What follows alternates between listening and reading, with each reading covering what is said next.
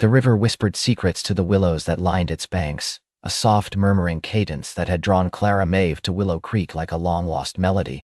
She'd spent years in the bustling heart of the city, her hands meticulously restoring ancient texts and binding new stories, but her soul had always yearned for a quieter hum. The city's vibrant roar had eventually become a deafening clamor, and one crisp autumn, she packed her life into boxes, traded skyscrapers for sprawling skies, and followed the whisper. Willow Creek was a postcard come to life. Nestled in a gentle valley, cradled by rolling hills, and bisected by the shimmering Willow River, it was a town where time seemed to unfurl at its own unhurried pace. Old stone buildings with ivy-clad walls housed artisanal shops, a bakery whose scent perpetually sweetened the air, and a small, inviting library that Clara had already earmarked for frequent visits. Her own shop, the Bound Page, occupied a charming, narrow building right on the riverfront, its windows looking out onto the lazily drifting water.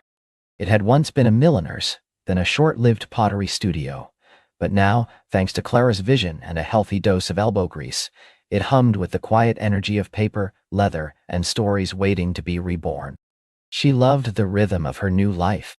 Mornings began with the rich aroma of coffee brewing in her small apartment above the shop, followed by the soft clatter of tools as she descended to her workbench. The gentle lapping of the river against the bank was her constant companion, a soothing soundtrack to the meticulous work of repairing a torn spine, sewing new end papers, or tooling intricate designs into supple leather. She'd been in Willow Creek for nearly 2 months, and while she'd exchanged pleasantries with the bakery owner, Mrs. Gable, and the surprisingly witty postman, Mr. Finch, her interactions had mostly been solitary, focused on transforming her shop into a haven for books and those who loved them. The shop itself was a work in progress. She had acquired a beautiful antique display cabinet for her finished projects and a sturdy workbench, but she still needed a custom-built shelving unit for her growing collection of supplies and a proper sign for the exterior.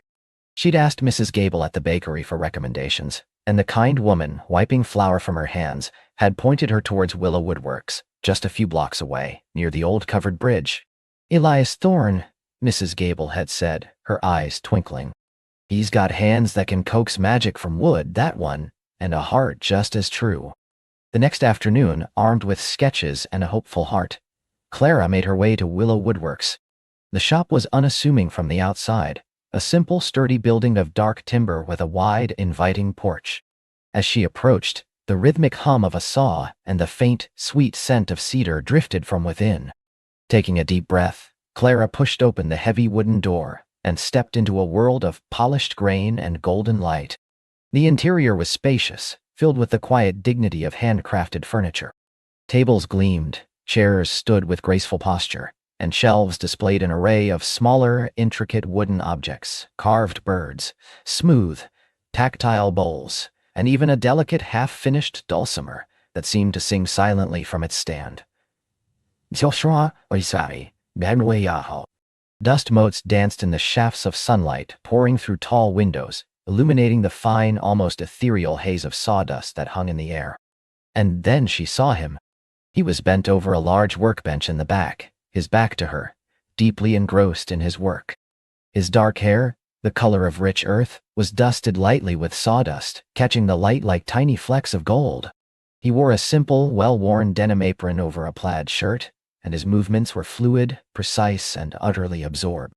The low rumble of a planer filled the space, a soothing, almost meditative sound. Clara stood for a moment, simply observing, not wanting to disturb the quiet reverence of his craft. There was something profoundly beautiful in witnessing someone so utterly dedicated to their work, so lost in the creation. It was a feeling she understood intimately. He straightened then, stretching his broad shoulders, and turned. His eyes, the color of warm honey, met hers, and a slow, easy smile spread across his face, crinkling the corners of his eyes. There was a quiet strength in his gaze, a groundedness that instantly put Clara at ease. "Can I help you?" His voice was a low, resonant baritone as smooth as the polished wood around them. Clara felt a blush creep up her neck. "Oh, I'm so sorry. I didn't mean to stare. I'm Clara Maeve from the Bound Page. Mrs. Gable at the bakery suggested I come see you." She held out a hand, which he took in a firm, warm grip. His hands were strong, calloused, but surprisingly gentle. "Elias Thorne," he introduced himself, still smiling. It's a pleasure to meet you, Clara. I've heard whispers about a new bookbinder in town. Welcome to Willow Creek. Thank you, she said, feeling a warmth spread through her. Your shop is incredible. The smell alone is wonderful. She gestured around her, taking in the beauty of his creations. Elias chuckled, a soft rumbling sound. It's a perk of the job. So, the bound page. What can Willow Woodworks do for you? Clara pulled out her folded sketches, feeling a little self-conscious. I'm looking for a custom shelving unit for my supplies, specific dimensions, designed to hold large sheets of paper, tools, and rolls of cloth. And a new sign for outside my shop. Nothing too elaborate, just elegant. Elias took the sketches, his brow furrowed in concentration as he studied them. He traced a line with a calloused finger, his gaze sharp and discerning. I see. You've thought this through. Good. I appreciate a client who knows what they want. He looked up, his honey-colored eyes meeting hers again. Any particular wood in mind? Something that complements the aesthetic of your shop? I was thinking something light, perhaps maple or birch, to brighten the space, Clara explained, her voice gaining confidence as she spoke about her vision. And for the sign, maybe a darker wood, oak or walnut, with carved lettering.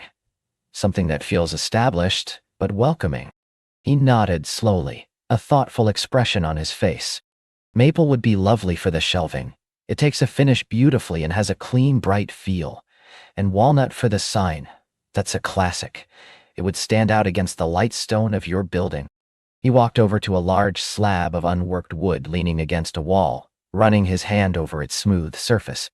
I have some beautiful walnut just waiting for the right project. They spent the next half hour discussing details, measurements, joinery, finishes, and the font for the sign. Elias listened intently, asking insightful questions that showed not just his skill, but his deep understanding of how form served function. He didn't just hear her words. He seemed to grasp the spiriti of what she was trying to create in her shop. I'll drop some proper plans for you, he said finally, closing his notebook. Give me a few days. Then you can come back, we'll refine them, and I'll give you an estimate. That sounds perfect, Elias, Clara said, feeling a lightness in her step. Thank you so much.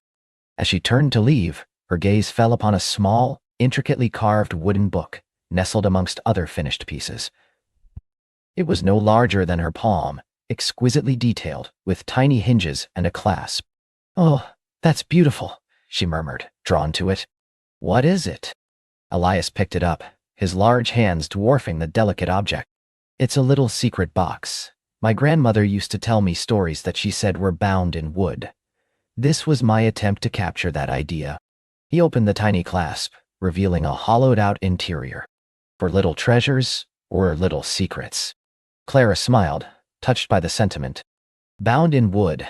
I love that. I bind stories in paper and leather. Their eyes met again, and in that shared understanding of their crafts, a silent connection sparked. It wasn't just about wood or paper. It was about preserving, creating, and giving new life to something precious. Well, Elias said, a hint of something deeper in his voice. Perhaps we'll find some stories to bind together then. Clara's heart fluttered. Perhaps we will. She exited the shop, the scent of cedar and the warmth of his smile lingering in her mind. Willow Creek was feeling less like a refuge and more like a home. One do I. The following week, Clara found herself settling further into the gentle rhythm of Willow Creek. She spent her days meticulously restoring an antique copy of Grimm's fairy tales for a client from the next town over, carefully mending delicate pages and reinforcing the crumbling spine. Her evenings were often spent curled up with a cup of herbal tea and a new book from the library, The River's Lullaby, just outside her window. She also started to venture out more, pushed by a newfound curiosity about her new town and its inhabitants. Mrs. Gable at the bakery, true to her word, was a fount of local knowledge and gossip, shared with a generous slice of apple pie. Clara learned about the annual Willow Creek Fall Festival, the best spot for fishing, a secret only shared with a trusted few, and the long-standing rivalry between the local baseball team and their neighbors from Oakwood. And she learned more about Elias Thorne. He wasn't just a talented woodworker. He was deeply woven into the fabric of Willow Creek. He volunteered at the local animal shelter, coached the children's soccer team, and was often seen helping elderly residents with odd jobs around their homes. He was, in Mrs. Gable's words, the kindest soul you'll ever meet, Clara. A true pillar of this town. The more she heard, the more intriguing he became, his quiet strength and gentle nature shining through every anecdote. 3 days after her initial visit, Elias called to say the plans were ready. Clara's heart did a little skip. She made her way back to Willow Woodworks that afternoon, the crisp autumn air carrying the scent of wood smoke and damp leaves. Elias greeted her with that easy smile, his eyes crinkling at the corners. He had laid out detailed blueprints on a large drafting table, his precise handwriting filling the margins with notes and specifications. The shelving unit was even more beautiful on paper than in her imagination, elegant, functional, with clever design elements she hadn't even considered, like adjustable shelves and a hidden compartment for her most delicate tools.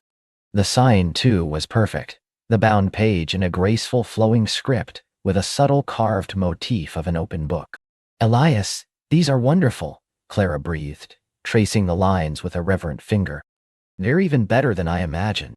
"I tried to capture the essence of what you described," he said, leaning against the table, his arms crossed over his chest. "A place of quiet dedication, of beauty born from careful hands." He paused, then added, "And I took a peek at your shop through the window the other day. It's lovely, Clara, very inviting." A warm flush spread through Clara. The fact that he'd taken the time to observe her shop, to understand her aesthetic, meant more than she could express. "Thank you. It's still coming together, but it's getting there." They spent another hour going over the plans, making minor adjustments, and discussing the timeline. Elias was meticulous, explaining each joint, each curve, with a passion that mirrored her own for her craft.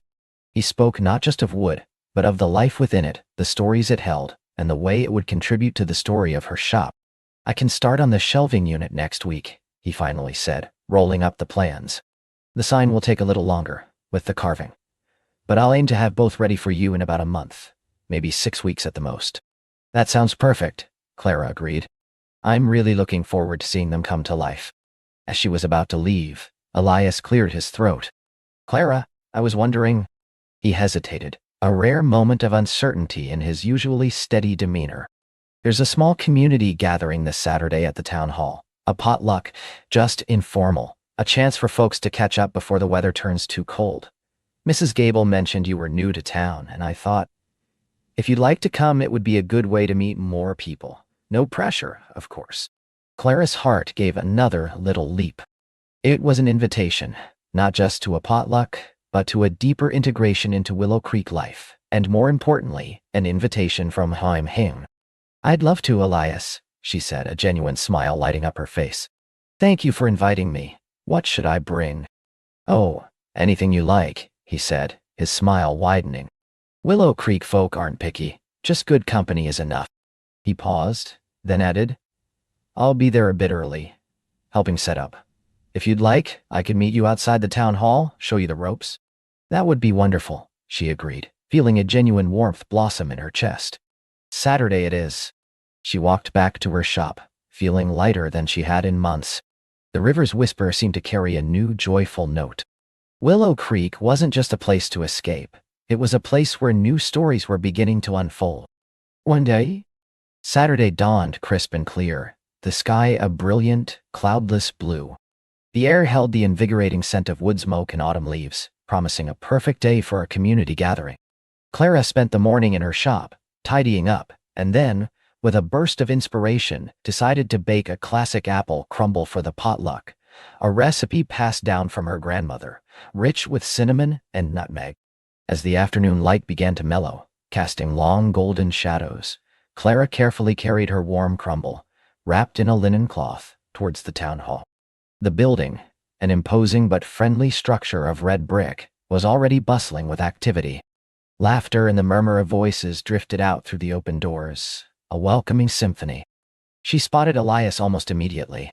He was outside, helping Mr. Finch, the postman, unload a tray of pies from his truck. Elias wore a simple, dark sweater that accentuated the breadth of his shoulders, and he laughed easily at something Mr. Finch said, his head thrown back. He looked effortlessly comfortable, perfectly at home.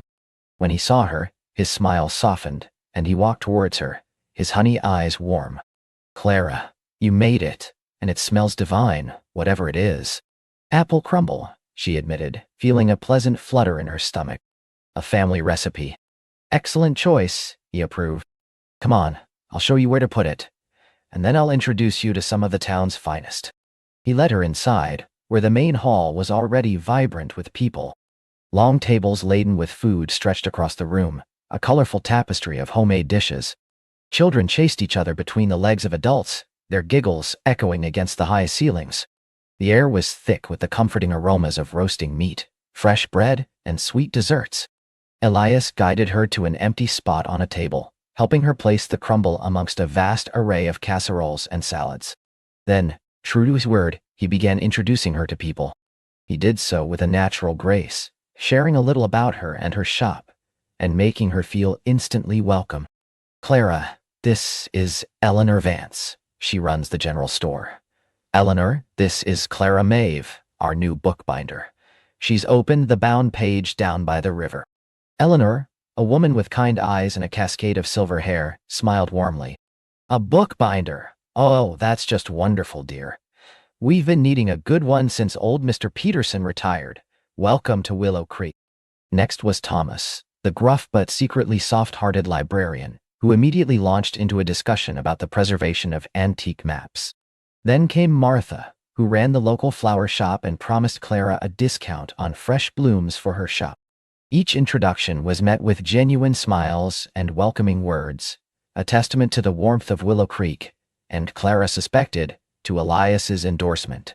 She found herself laughing easily, chatting about her craft, and listening to stories about the town. Elias stayed by her side for a while, a steady, comforting presence, occasionally interjecting with a witty comment or a helpful explanation. He didn't monopolize her time, but rather facilitated her integration, making sure she felt included. Later, as the evening deepened and the potluck wound down, people began to gather in smaller groups, some drifting towards the small stage where a few local musicians were setting up. Elias found her by the dessert table, refilling her plate with a sliver of her own apple crumble. It's a hit, he announced, a pleased look on his face. Mrs. Henderson from the bakery said it rivaled her own. Clara laughed. High praise indeed. She looked around the hall, a feeling of contentment settling over her. This is lovely, Elias. Thank you for inviting me. I've met so many wonderful people. That's Willow Creek, he said, his gaze sweeping across the room. We like our newcomers, especially ones who bring delicious apple crumble. His eyes met hers, and in their depths, Clara saw a quiet appreciation, a shared sense of peace. They found a quiet corner by a window, watching as the musicians began to play a lively folk tune. The music was cheerful, the kind that made you want to tap your feet. So, Elias began, his voice soft above the music. Tell me more about the bound page. What made you choose bookbinding? It's a rather specific, beautiful craft. Clara took a sip of her tea, warming her hands around the mug. I suppose I've always been drawn to stories, not just reading them, but the physical embodiment of them. Books have a history, a life of their own. I love the idea of taking something old and broken, something that might be forgotten, and giving it new life, preserving its story so it can be passed on. She looked at him, feeling a rare willingness to open up. It feels like a quiet act of defiance against a world that sometimes feels too fast, too disposable. Elias listened intently, his gaze unwavering. I understand that, he said, his voice thoughtful. I feel something similar with wood. Each piece has its own grain, its own character, its own history as a tree. My job isn't just to cut and shape it, but to listen to it, to coax out the beauty that's already there, to make something that will last, that will be cherished. He gestured towards the gleaming tables and chairs in the hall. Like these, they'll hold countless meals, countless conversations. They become part of people's lives. Clara felt a profound sense of connection with him in that moment. They spoke different languages, paper and wood, but they shared a common grammar, the language of craft, of dedication, of creating enduring beauty. It was a language spoken not just with hands, but with heart. You speak of the soul of wood, Clara murmured, looking at her hands. I think you have a soul that listens well, Elias. He met her gaze, and for a moment, the world outside their quiet corner seemed to fade. His eyes held a warmth that went beyond mere friendliness, a depth that hinted at untold stories within him. And you, Clara, he said, his voice a low, comforting rumble. "You have a way of seeing the stories within things, and a gentle heart for bringing them back to life." The music swelled around them, and a few couples began to sway to the rhythm. Clara felt a blush rise to her cheeks, but it was a pleasant warmth, not an uncomfortable one. She had found a kindred spirit in Willow Creek, a quiet, strong man who understood the language of her heart. The whispers under the willows had led her to more than just a quiet town. They had led her to a connection she hadn't known she was seeking. The evening continued, filled with music, laughter, and the comforting camaraderie of the town. As Clara glanced at Elias, who was now engaged in a lively discussion with Mr. Finch about the best way to prune apple trees, she realized that the initial spark she'd felt in his workshop had grown into a steady, gentle flame. Willow Creek was slowly but surely weaving its way into her heart, and Elias Thorne, with his kind eyes and steady hands, was quickly becoming a central, comforting thread in its tapestry. She wondered what other stories the whispers under the willows had in store for her. The late afternoon sun, mellow and golden, cast long shadows across the orchard as Elias and Clara finally bid the Finches good evening. Mr. Finch, still chuckling about Elias's detailed analogy involving a stubborn old mule and a pruning saw, waved them off with Mrs. Finch, who pressed a warm apple turnover into Clara's hand. "For the road, dear," she'd insisted, her eyes twinkling. "You'll need your strength for all those books." As they walked down the winding lane, the turnover warm against Clara's palm, a comfortable quiet settled between them. The air was crisp, carrying the sweet scent of ripening apples and damp earth. Clara glanced at Elias, who was whistling a low, tuneful melody, his hands tucked into his pockets. His profile, softened by the fading light, seemed more familiar to her now. She liked the way his brow furrowed slightly in concentration when he spoke, and the crinkles that appeared at the corners of his eyes when he smiled. She liked the easy way he fit into the rhythm of Willow Creek, a natural, unassuming part of its fabric. "That was quite the debate you had with Mr. Finch," Clara said, breaking the silence, a soft smile touching her lips. Elias chuckled, a warm, resonant sound. "Old man Finch and I have been debating pruning techniques since I was knee-high to a grasshopper. It's our way of saying hello, I suppose. He's a good man, though. Knows his apples." "He seems to," Clara agreed, taking a bite of the turnover. The pastry was flaky, the apple filling sweet and spiced with cinnamon. "This is delicious." "Mrs. Finch's secret recipe," Elias confirmed. "She makes the best apple pie in 3 counties. They walked on, the conversation light, punctuated by the crunch of their shoes on the gravel and the distant chirping of crickets. Clara felt a lightness in her chest, a profound sense of ease that had become increasingly common since her arrival in Willow Creek. The city, with its constant hum and hurried pace, felt like a distant memory, a different lifetime. Here, time seemed to stretch, allowing for quiet moments and unhurried connections. When they reached the fork in the road, where their paths diverged towards their respective homes, Elias paused. "Thank you for coming today, Clara. It was good to have you there." His gaze was soft, direct, and Clara felt that gentle flame flicker a little brighter. "I enjoyed it, Elias. Thank you for inviting me." She found herself wanting to prolong the moment, to find another topic of conversation, but the appropriate words eluded her. She simply smiled. Elias returned her smile, a hint of something deeper in his eyes. "Well, I should let you get home. It's getting late." "Good night, Elias." "Good night, Clara." As she walked a short distance to her cottage, the faint scent of wood smoke clinging to Elias's clothes seemed to linger in the air. She savored the last bite of the turnover, the sweetness a perfect end to the day. Inside her cozy cottage she lit a lamp, its warm glow chasing away the encroaching twilight. She curled up on her armchair, a book unread in her lap, her thoughts drifting back to Elias, to the ease of their conversation, the warmth of his presence. Willow Creek wasn't just a place anymore. It was quickly becoming a feeling, a deep, comforting sense of belonging. Oh, phew. The next few days at the library were busy, yet Clara found a new energy in her work. The idea that had begun to germinate in her mind during her conversation with the Finches started to take root. A community project. She envisioned a collection of local histories, stories passed down through generations, recipes, old photographs, anything that spoke to the unique character and spirit of Willow Creek. She called it the Whispers of Willow Creek Project. She spent her mornings organizing the library's existing local history section, dusting old tomes, and making lists of potential contributors. In the afternoons, she helped patrons, her interactions now infused with an extra layer of curiosity. She asked about their families, their memories of the town, subtly gauging interest in her burgeoning project. The response was overwhelmingly positive. Mrs. Henderson, a woman with kind eyes and a penchant for knitting, promised to share her grandmother's diary entries about the founding of the general store. Mr. Abernathy, a retired schoolteacher with a booming laugh, offered to tell stories about the annual fishing derby of his youth.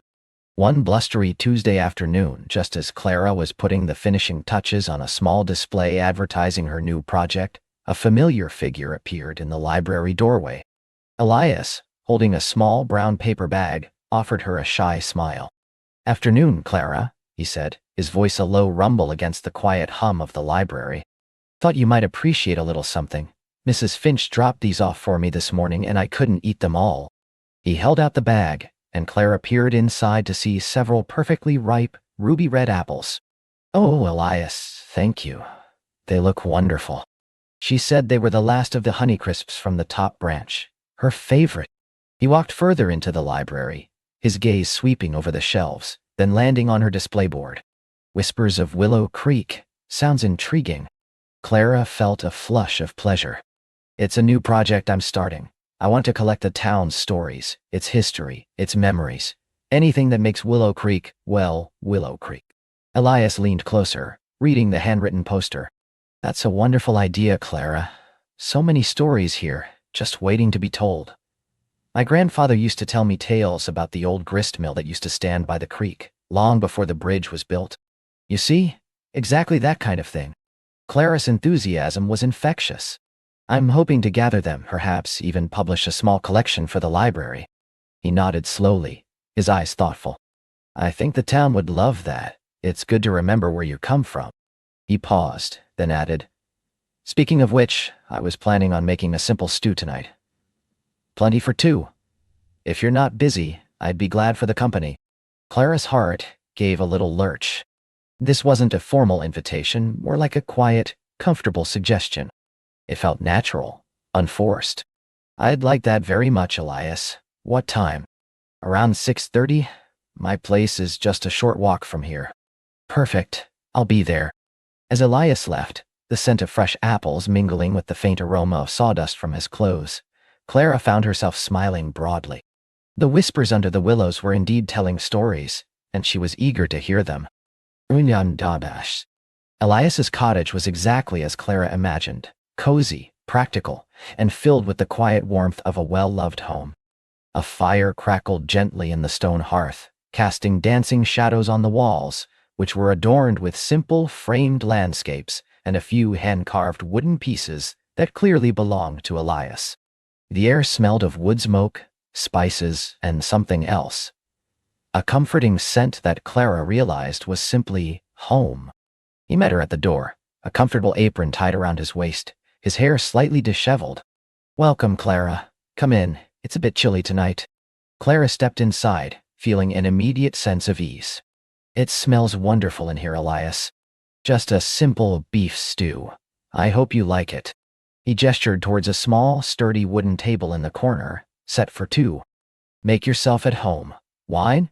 Or I have some local cider." "Cider would be lovely, thank you." As Elias poured their drinks, Clara took in the details of his living room. Bookshelves filled with volumes on woodworking, nature, and history stood alongside a worn leather armchair.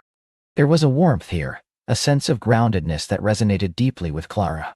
She noticed a small, intricately carved wooden bird perched on the mantelpiece, its feathers so delicate they seemed almost real. "That's beautiful," she commented, gesturing to the bird. Elias followed her gaze. "Oh, that's an old piece. One of the first things I carved when I was learning from my father. It's a willow warbler. It's exquisite. The detail. It takes patience," he said, handing her a glass of amber cider. Their fingers brushed, and a small current seemed to pass between them. And a steady hand. They settled at the table, and Elias served the stew. It was rich and flavorful, packed with tender beef and garden vegetables, a perfect meal for a cool autumn evening. The conversation flowed easily, moving from her library project to his latest commission, then veering into more personal territory. I grew up in a small town not unlike Willow Creek, Elias mused, stirring his stew. Always felt most at home with my hands in wood, or my feet on the earth. The city never quite fit me. I know the feeling, Clara admitted. I loved the energy of the city, the endless possibilities, but there was always a part of me that yearned for something quieter, something more rooted. My parents were academics, always moving for research. I never really had a hometown until I came here. It's different.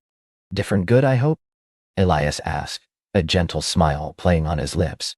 Clara met his gaze, her own smile genuine. Different wonderful. I'm finding a sense of peace here I didn't know I was missing. And the library project is really helping me connect with everyone. Elias nodded. It's important what you're doing.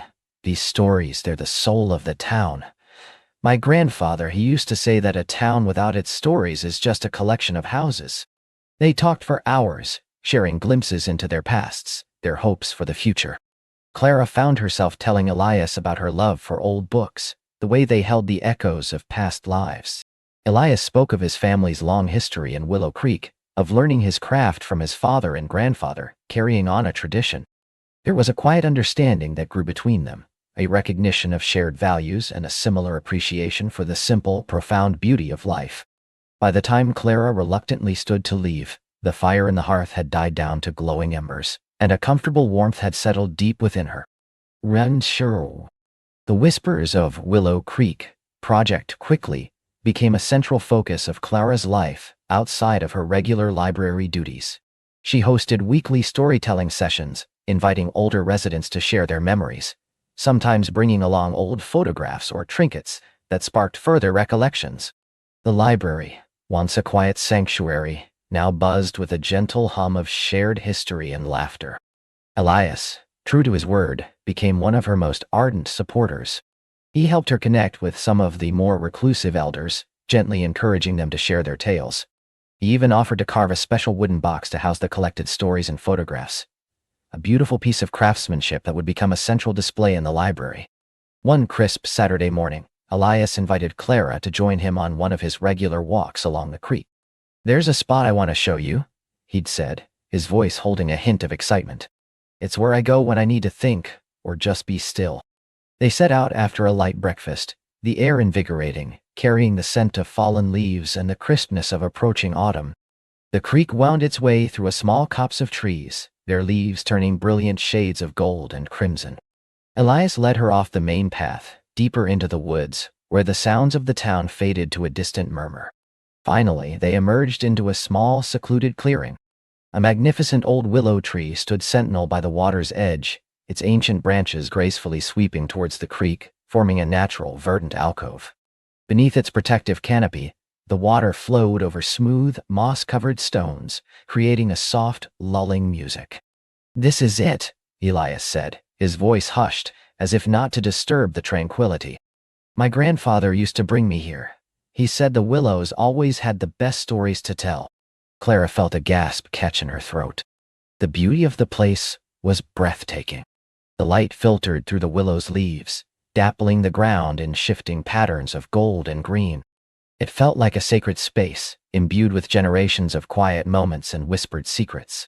They sat on a smooth flat stone by the water's edge, leaning back against the rough bark of the willow. The silence between them was not empty, but full, filled with the gentle gurgle of the creek, the rustle of leaves, and the comfortable presence of each other. Elias reached down and picked up a smooth gray river stone, turning it over in his fingers. "Sometimes," he began, his voice low, "I come here and just listen, to the water, to the wind. It's like the world slows down, and you can hear the heartbeat of everything." Clara nodded, her gaze fixed on the shimmering surface of the creek. "I understand. It's like the books, in a way. They hold so much, if you just stop and listen to their stories." He turned his head to look at her, his eyes warm and contemplative. "You really are perfectly suited for this town, Clara, for this life." The words resonated deep within her, a profound affirmation. She felt a blush creep up her neck, but she didn't look away. In that moment, nestled beneath the ancient willow, with the creek singing its quiet song, Clara felt a deeper connection to Elias than she had ever felt with anyone. It was a connection built on shared quietude, mutual respect, and a growing affection that felt as natural and unforced as the changing seasons. Elias's hand, still holding the river stone, reached out and gently covered hers. His touch was warm, reassuring, a silent promise. Clara's fingers instinctively intertwined with his, and they sat there for a long time, simply being, the whispers of the willow seeming to weave around them, embracing them in their gentle embrace. Autumn deepened its hues, painting Willow Creek in a breathtaking palette of reds, oranges, and golds. The air grew crisper, carrying the scent of burning leaves and the promise of colder days. Clara and Elias's relationship, like the season, matured with a quiet grace. Their shared meals became a regular occurrence, their walks by the creek a cherished ritual. Clara found herself spending more and more time at Elias's workshop, drawn by the rhythmic sounds of his tools and the quiet intensity of his focus. She would sit on a tall stool, a book open in her lap, but often found her gaze drifting to Elias. She watched his strong, steady hands as they worked, transforming rough pieces of wood into objects of exquisite beauty. He was currently working on a custom rocking chair, its curves and joinery meticulously planned and executed. He would explain the different types of wood, the nuances of grain, the precision required for each cut. Clara found herself fascinated, learning about a world she'd never known. The key, he explained one afternoon, demonstrating a delicate cut with a chisel, is to understand the wood. To listen to what it wants to become. You can't force it, you have to work with it. Clara, leaning forward, watched the blade glide smoothly. It's like writing a story, she mused. You have to understand the characters, let their voices guide you. Elias paused, looking up at her, a rare soft smile on his lips. Exactly, you get it, Clara. More than most. His words warmed her from the inside out. There was a unique comfort in being truly understood, in finding someone whose passions, though different, resonated with her own. One afternoon he even handed her a small piece of pine and a simple carving knife. Just try it, he encouraged, his voice gentle. Feel the wood, see what it tells you. Clara hesitated, feeling clumsy, but under Elias's patient guidance, she managed to shave off a few thin curls of wood. The scent of fresh pine filled her nostrils, and for a brief moment, she felt a flicker of the same quiet satisfaction she saw in Elias's eyes. It was a small, almost insignificant gesture, but it felt profoundly intimate, a shared moment of creation. The Whispers of Willow Creek project continued to flourish. Clara had gathered dozens of stories, filling notebooks with anecdotes, recipes, and local lore. She'd even convinced Mrs. Gable, the town's oldest resident at 92, to dictate her memories of the Spanish flu epidemic and the subsequent founding of the town's first community garden. Elias, with his quiet way, had gently persuaded Mrs. Gable, something no one else had been able to do. One evening, as they shared a meal at her cottage, Clara shared a particularly poignant story she'd collected, the tale of a young couple separated by war, who found their way back to each other years later, their love rekindled by a faded letter hidden in a book. As she read, her voice soft and expressive, Elias listened, his gaze fixed on her, his expression thoughtful. When she finished, a comfortable silence settled between them. Elias reached across the table and gently took her hand, his thumb stroking the back of her palm. That's a beautiful story, Clara, and you tell it beautifully. It made me think, Clara said, looking down at their intertwined hands, a warmth spreading through her veins, about how some stories, some loves are just meant to be, like they're woven into the very fabric of a place. Elias's grip tightened slightly. I believe that. Some connections are like the roots of these old willows, deep, enduring, strong enough to withstand any storm. His eyes met hers, and in their depths, Clara saw a quiet vulnerability, a deep reservoir of feeling that he rarely expressed in words. It was a gaze that spoke of longing, of hope, and of a steadfast affection that made her heart ache with a sweet, profound joy. In that moment, Clara realized that the steady, gentle flame she'd felt for Elias had grown into something far more substantial, a deep, abiding warmth that filled her days and softened her nights. Willow Creek had indeed woven its way into her heart, and Elias Thorne was no longer just a comforting thread, but the very loom upon which her new life was being crafted. In mere Saul. As November brought with it the first tentative frosts, painting the mornings with a shimmering layer of ice, Clara and Elias began to speak of the approaching holidays. The town was already abuzz with preparations for the annual winter fair, a cherished tradition in Willow Creek. Elias, as usual, was busy with commissions for handcrafted gifts, his workshop filled with the scent of pine and cedar. Clara was planning a special holiday storytime event at the library, complete with hot cocoa and gingerbread cookies. One chilly evening, after spending the afternoon helping Elias organize some lumber in his workshop, they found themselves by the crackling fire in his cottage, mugs of warm cider in their hands. Elias had been quieter than usual, a pensive look on his face. "Everything all right, Elias?" Clara asked gently, her gaze soft. He sighed, running a hand through his hair. The holidays always bring back a lot of memories. My parents love this time of year. My mother always said the snow brought out the magic in Willow Creek." Clara reached out, placing a comforting hand on his arm. "It's natural to miss them, especially during times like these." He looked at her, his eyes holding a hint of old sadness. They were good people. They loved this town, and they loved their craft. Sometimes I feel the weight of carrying on their legacy, of keeping their memory alive. "You do that beautifully, Elias," Clara assured him, her voice filled with genuine warmth. "In every piece you carve, in every story you share about them, and in the way you care for this town, for the people in it." He offered her a small, grateful smile. "Thank you, Clara. That means a lot." He paused, then his gaze grew more serious. I haven't had anyone to share the holidays with, not really since they passed, not like this." Clara felt a tender ache in her chest. She squeezed his arm gently. "Well, you have me now, and I'd be honored to share the magic of Willow Creek with you this winter." A quiet hope flickered in his eyes. "Would you really? I was hoping, if you'd like, I was thinking of inviting you to help me pick out our Christmas tree, just like my father and I used to do. There's a special grove up by the old logging trail." "I'd love that, Elias," Clara said, her heart swelling with a warmth that had nothing to do with the fire. The thought of creating new traditions with him, of weaving their lives together in such a meaningful way, filled her with a profound sense of joy. The prospect of their first shared holiday season in Willow Creek painted the future in bright, hopeful hues.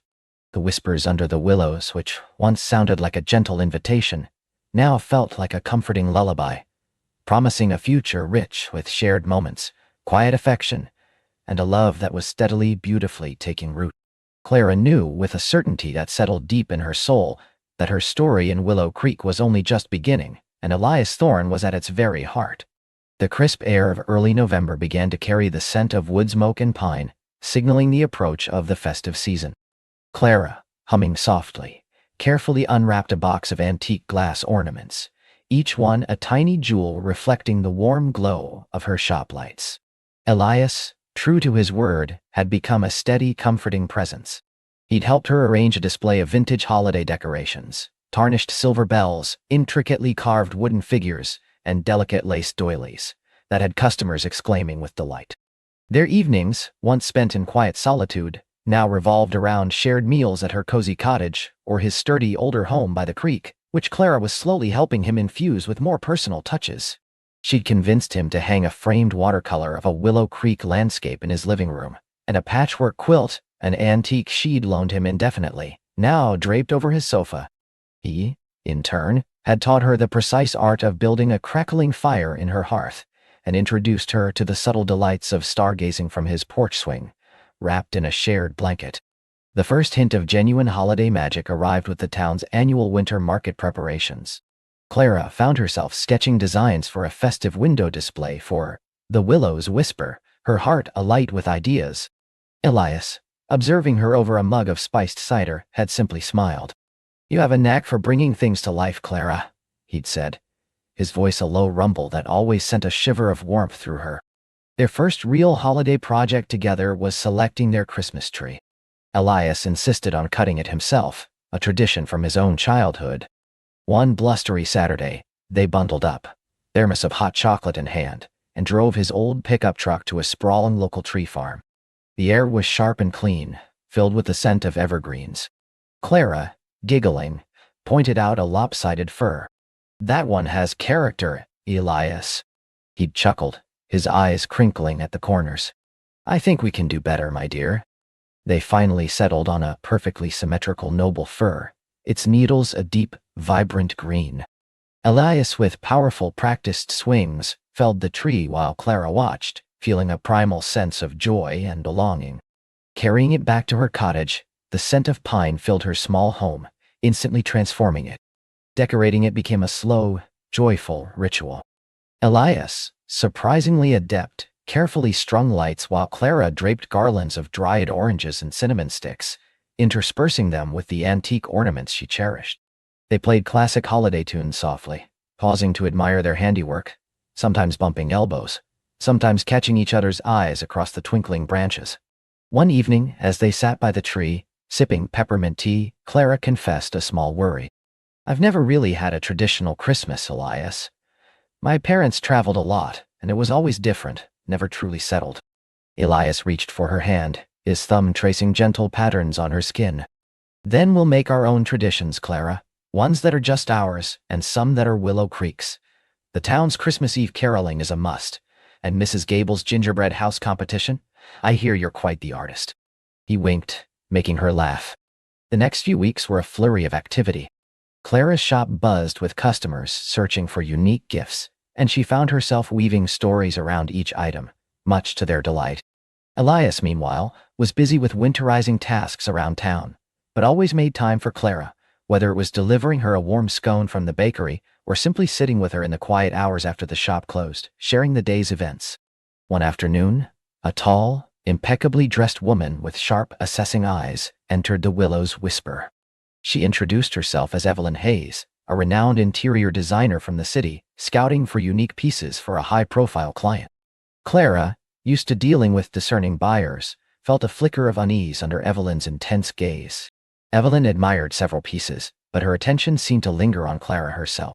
You've created something quite special here, Miss Davies, she said, a hint of surprise in her voice. Willow Creek isn't usually known for this level of curated charm. Clara managed a polite smile. I'm glad you think so. Evelyn then mentioned, almost as an afterthought, I hear you're acquainted with Elias Thorne. He's quite the local fixture. We were good friends years ago before I left for the city. A subtle shift in her tone, a hint of proprietariness, made Clara's stomach clench. Elias had never mentioned an Evelyn. Later that evening, as Elias helped her close up, Clara found herself asking, do you know an Evelyn Hayes?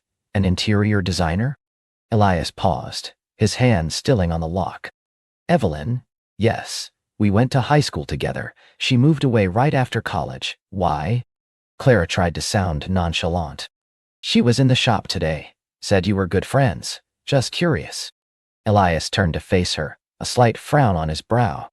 We were friends. She was always ambitious, destined for bigger things than Willow Creek. We lost touch. He looked at her, his gaze direct. Is something wrong, Clara? Clara, feeling foolish for her momentary pang of jealousy, shook her head. No, just a name from your past, I suppose. It surprised me. He stepped closer, taking her hands. My past is just that, Clara. The present and the future are with you, in Willow Creek. His words were a balm, soothing the irrational worry that had briefly taken root. She squeezed his hands, feeling a wave of relief and tenderness. The town buzzed with anticipation for the annual Holly and Hearth Festival, a weekend-long celebration featuring craft fairs, caroling, and a grand bonfire. Clara had secured a coveted booth to sell smaller, more affordable antiques and handcrafted holiday items she'd been working on. Elias, true to his nature, was everywhere, helping set up stalls, stringing lights, and ensuring everything ran smoothly. On the Friday evening of the festival, a light snow began to fall, dusting the streets and shop windows with a magical shimmer. Clara's booth was a charming beacon, adorned with miniature lanterns and garlands. She was helping a customer when she saw Evelyn Hayes again, this time arm in arm with Elias, laughing. Evelyn's hand rested lightly on Elias's arm, and her eyes, though smiling, seemed to hold a possessive glint as they darted to Clara. Elias, noticing Clara, gave her a warm smile and a slight wave. He excused himself from Evelyn and made his way to Clara's booth. How's business? He asked, his voice low. Good, Clara replied, trying to keep her tone even, but a knot of discomfort tightened in her chest. Evelyn seems very comfortable. Elias followed her gaze to where Evelyn stood, now chatting animatedly with the mayor. She's always been like that, very outgoing. He paused, sensing Clara's subtle shift. Are you all right? Clara forced a small smile. Just busy? It's a lovely festival, isn't it? She turned to attend to a new customer, subtly putting distance between herself and Elias, a defensive mechanism she hadn't realized she still possessed. Elias, perceptive as always, saw the barrier she'd erected. He stayed for a while, helping her organize items, but the easy camaraderie that usually flowed between them was strained. Later, as he walked her home, the silence felt heavy. Clara, he began, his voice gentle. About Evelyn. It's fine, Elias, she interrupted, perhaps too quickly. You have old friends, I understand. But you don't believe me, he said, stopping under the glowing street lamp outside her cottage. You think there's something more. I don't you thinking anything, Clara countered, her voice softer now, tinged with a vulnerability she tried to hide.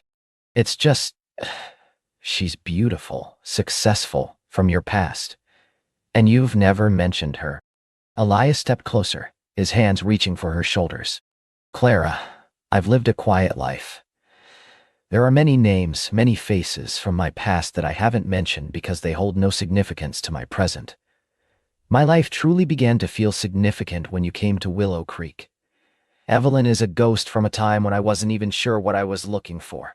Now I know I'm looking for you. Every day. His honesty, his directness, melted away Clara's insecurity. She looked into his steady, earnest eyes and saw only truth and deep affection. Oh, Elias, she whispered, leaning into him. He wrapped his arms around her, holding her close. There's nothing to worry about. Nothing at all. The snow continued to fall around them, blanketing the world in a pristine quiet, a silent witness to their shared moment of trust and reassurance. The incident with Evelyn, though brief, served to deepen their understanding of each other. Clara saw Elias's unwavering loyalty and his ability to articulate his feelings when it truly mattered. Elias, in turn, understood a new facet of Clara's vulnerability, her quiet anxieties, and he cherished her all the more for it. As Christmas Eve approached, the town was a postcard come to life. Clara and Elias spent the morning delivering gifts to various friends, homemade jams from Clara, and sturdy, hand-carved ornaments from Elias, then returned to her cottage for a quiet afternoon. The fire crackled, the tree lights twinkled, and the scent of Clara's gingerbread baking filled the air. Elias helped her roll out the dough, his large hands surprisingly gentle as he cut out star shapes. This is what I always dreamed of, Clara confessed, dusting flour from her hands. A home, a quiet, joyful Christmas. Elias smiled, catching a stray piece of flour on her cheek with his thumb. Me too, Clara. I just didn't realize until you arrived. They exchanged their gifts that evening. Elias had carved her a small wooden bird, intricately detailed, with feathers so delicate they seemed ready to take flight. It's a wren, he explained. They build their nests in the most unexpected places, small and unassuming, but full of life and song. Clara's eyes welled up. It's beautiful, Elias.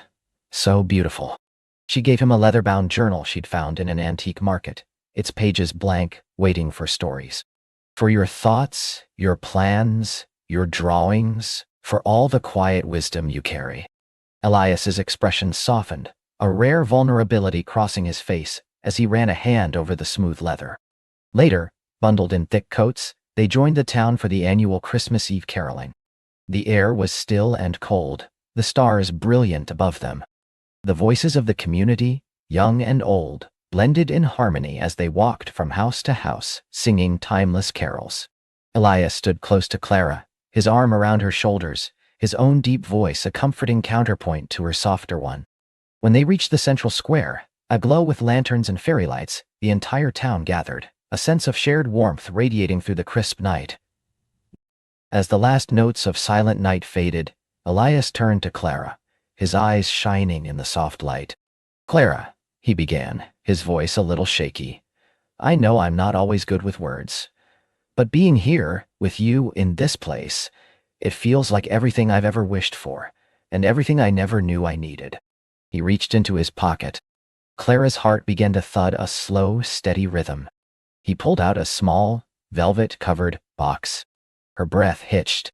He got down on one knee, right there in the snow-dusted town square, surrounded by the quiet murmurs of their community. "Clara Davies," he said, his gaze unwavering, full of a love so profound it brought tears to her eyes. "My life in Willow Creek was content, but it was missing something vital, a spark, a warmth that only you have brought. You've made this town and my heart truly feel like home. Will you do me the honor of making it permanent? Will you marry me?" Clara felt a joyful sob catch in her throat. The world seemed to shrink to just them, just his earnest face, the sparkling ring, and the immense love radiating between them. "Yes," she whispered, tears streaming down her face, a radiant smile breaking through. "Oh yes, Elias, 1,000 times yes." He slipped the ring onto her finger, a delicate antique of course, a Victorian piece with a cluster of small shimmering opals, like captured starlight. It was perfect.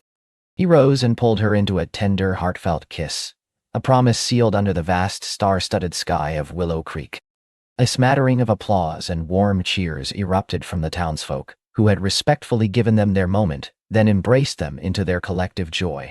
Mrs. Gable wiped a tear from her eye, and even the usually stoic Mayor Miller offered a beaming smile and a hearty handshake to Elias.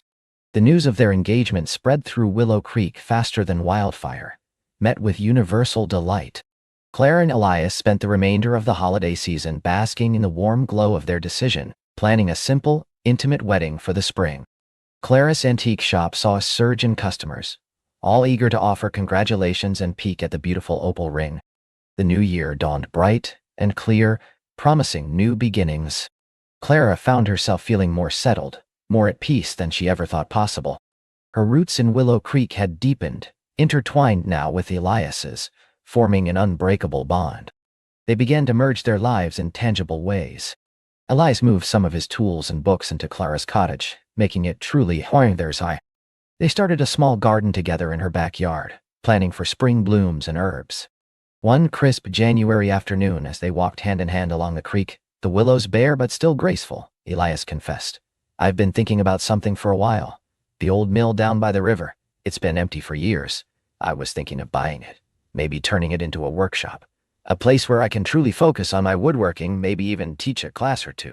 Clara's eyes lit up. "Elias, that's a wonderful idea! Your carvings are exquisite, and a workshop would be such an asset to the community. Willow Creek is full of creative people." He squeezed her hand. "I wasn't sure if you'd think it was too big a project, or too much of a commitment." "Commitment?" Clara laughed, leaning her head on his shoulder. "We're getting married, Elias Thorne. I think we're well past worrying about commitment to a project or two." She looked up at him, her gaze full of love. "Anything we do together will be wonderful." Their wedding day arrived in late May, a day bathed in the soft glow of spring sunshine. Clara wore a simple, elegant ivory gown she'd found at an antique fair, adorned with delicate lace. Her bouquet was a fragrant mix of wildflowers from Elias's garden. They chose to be married under the ancient willow by the creek, the very spot where Clara had first felt the quiet magic of Willow Creek, and where her connection with Elias had first begun to bloom. The ceremony was small, attended by their closest friends and the Willow Creek community, who had become their chosen family. Mrs. Gable wept joyful tears in the front row. Mayor Miller, officiating, kept his remarks short and heartfelt, emphasizing the way Clara and Elias had each found their true home in the other, and in Willow Creek. As Clara walked down the grassy aisle, her heart swelled with an overwhelming sense of gratitude and love. Elias stood waiting for her, his eyes warm and steady, a picture of quiet strength and profound devotion. Their vows were simple, heartfelt promises of unwavering love, companionship, and a shared future. When Elias slipped the wedding band onto her finger, a plain gold band to complement her opal engagement ring, it felt like the final, perfect piece of a beautiful puzzle.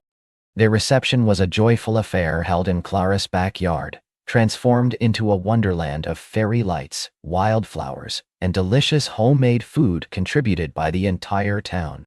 Children chased fireflies as the sun dipped below the horizon, painting the sky in hues of pink and gold. Clara and Elias danced slowly under the twinkling lights, lost in each other's gaze. "I can't believe this is real," Clara whispered, her head resting against his chest. Elias kissed the top of her head. "It's real, my love. More real than anything I've ever known."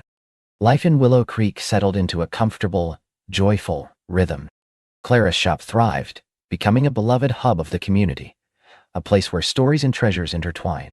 Elias's workshop at the old mill became a reality, a place of creation and quiet contemplation, and soon a popular spot for woodworking classes.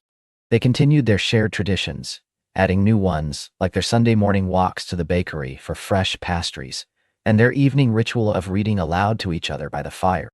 Their love wasn't a whirlwind romance of grand gestures, but a steady, deepening river, flowing with quiet affection, shared laughter, and an unspoken understanding that transcended words. They found joy in the mundane, the warmth of a shared cup of coffee on a chilly morning, the comfortable silence as they worked on separate projects in the same room, the simple pleasure of holding hands during a town gathering. Clara learned to appreciate the slow, deliberate pace of Willow Creek life, and Elias found new openness and expressiveness within himself, encouraged by Clara's gentle spirit. They balanced each other perfectly, her vibrant energy complementing his grounded calm. One evening, years later, Clara sat on the porch swing of their now shared cottage, watching the fireflies dance in the twilight. Elias sat beside her, his arm around her, the familiar weight of his presence a comfort she now couldn't imagine living without.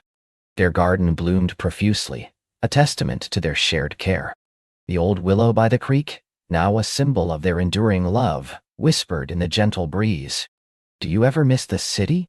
Elias asked, his voice soft. Clara leaned her head on his shoulder. "Never," she said with absolute certainty. "My heart was always searching for something, a place, a feeling. I just didn't know it was here, waiting for me. And it was you, Elias. You were the one waiting." He squeezed her hand, his gaze fixed on the familiar silhouette of the willows. "And you, Clara, were the missing piece I never knew how to find. You brought color to my quiet world and a song to my heart." They sat in comfortable silence, the sounds of Willow Creek wrapping around them, the distant croaking of frogs, the gentle rustle of leaves, the quiet murmur of the creek.